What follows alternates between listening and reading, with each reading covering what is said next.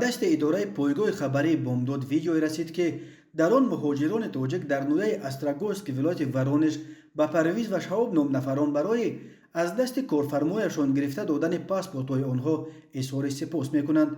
بنا به اطلاع دریافته، شهاب پسر کرامت شریپوف حامی شناخته حقوق مهاجران تاجیک است. جمیله یک زن تاجیک که با سخنرانی پرحرارتش درباره به غلامی افتادن این 110 مهاجر ورد زبانها شده بود، در این ویدیو نیز از نام مهاجران فریب خورده سخنرانی میکند و پاسپورتش را در دست الوانچه داده با شادی میگوید نو گشته گرجدنی شدم. کرامت شریپوف را 4 سال پیش از روسیه دپورت کردند و او سال 2020 در تاجیکستان از عالم چشم پوشید. پسر او شهاب چندی پیش اعلان کرد که راه پدرش را دوام میدهد و به حمایت از حقوق مهاجران تاجیک مشغول خواهد شد. یک روز قبل سفارت تاجیکستان در روسیه نیز خبر داد که صبح 15 اکتبر نمایندگانش را برای رسیدگی به احوال 110 مهاجر فریب خورده تاجیک به ورونش فرستاده است.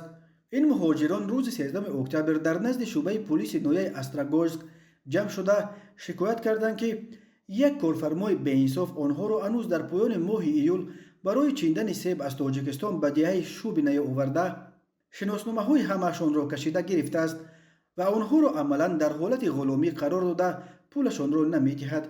هر سال بیش از 1 میلیون نفر از اهالی قابل کار تاجیکستان برای تامین زندگی خانواده‌های خود به جستجوی کار به روسیه می‌روند.